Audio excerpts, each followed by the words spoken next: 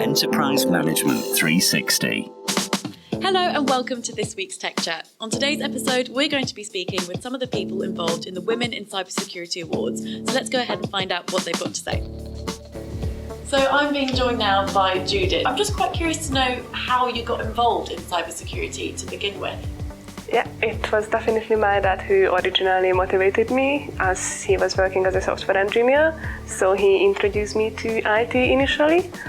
And after that I took IT as a course in my earlier education, and I really enjoyed it, so I decided to carry on my career in IT. Yes, I definitely experienced that, in my opinion. So even at university, I was the only girl in my course at the time when I joined. So it was very difficult to get my voice across or to get my opinion across. And also there's still a lot of trainings or events I go to where I tend to be the only girl. Well then, hopefully following initiatives like this one, that's not going to be the case for much longer. But in light of everything that you've encountered, all the sort of difficulties that you've had before, why would you still encourage women to look at a career in cybersecurity? In my experience, I think they have a very different way of thinking. So I find them to be more intuitive, analytical, and they can spot mistakes very easily or faults that would be really important for cybersecurity in women. And I think they can bring a lot into this path. Of course, but then having said that, universities and businesses, they also have a responsibility to make cybersecurity more attractive for women. So what do you think they can be doing better so that more women are considering it as a career path?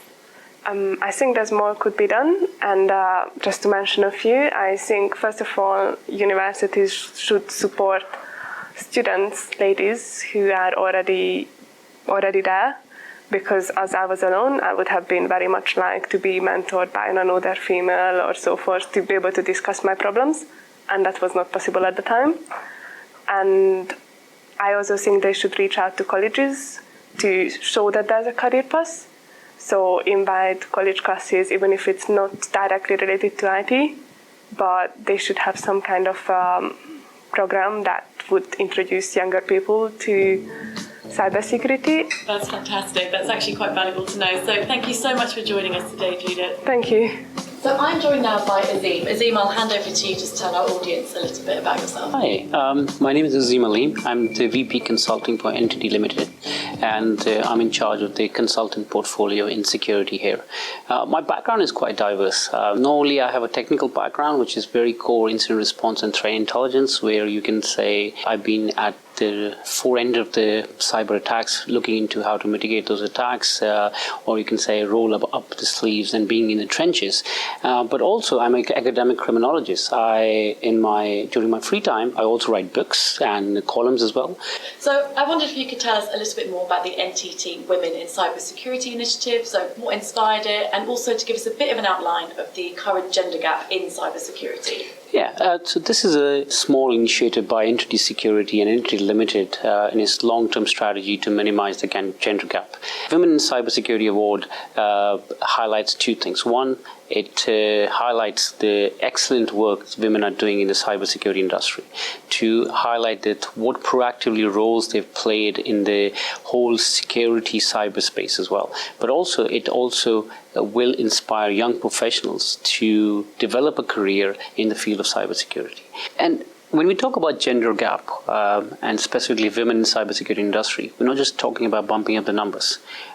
Because if you think about what we're doing in the cybersecurity world, we're trying to chase the advanced criminals who are coming from diverse background, which means we need diversity in the cybersecurity team to understand their trait, their behavior classifications as well.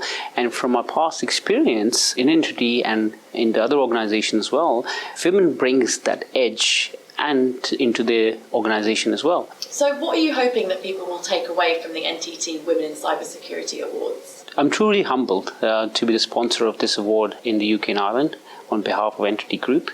And I hope that this small initiative by the NTT Group will carve out a route for more women to join the cybersecurity industry. Thank you so much for taking the time to join us, Azim. Thank you very much. Thanks for inviting me. So I'm now being joined by Sara. Sara, can you just tell our audience a little bit about yourself? Sure.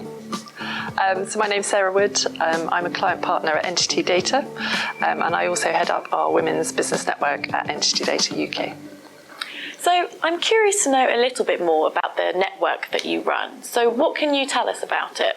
It's been running for about 4 years. It started quite small, but has gained traction over the years as diversity has become a bigger topic, I guess, over that time as well.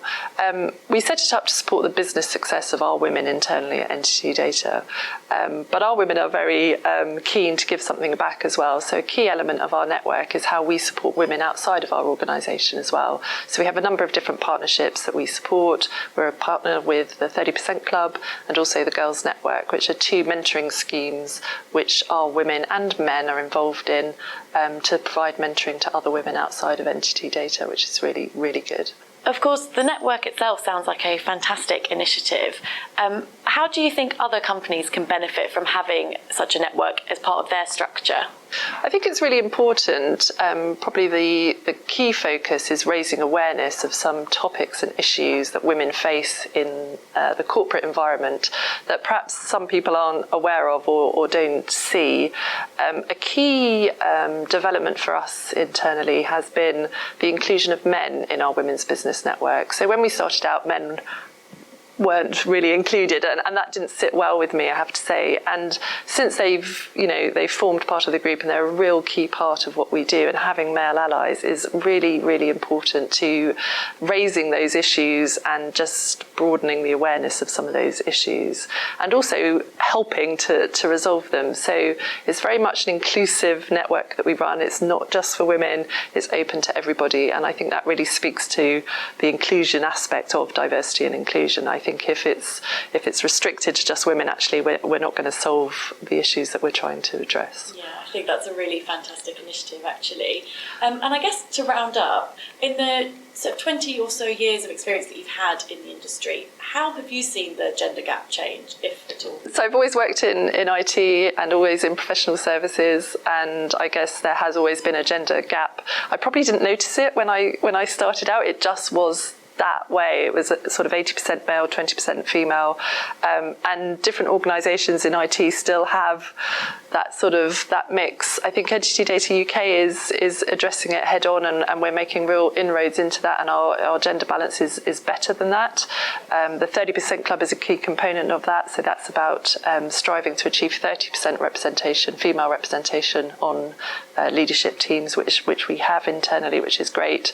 So I think there is a gradual improvement that I've witnessed. I think there's still a lot to do, and I think there's probably a focus in terms of leadership positions rather at the kind of entry level. But fundamentally across the board, there's room for improvement before we really achieve a gender balance in IT. Of course. Well, hopefully as the conversation grows and more people, and through initiatives like this, become aware of the gender gap, hopefully in time we can see it a lot more closed. Indeed. Thank you so much for taking the time to speak with us, Sara. You're welcome.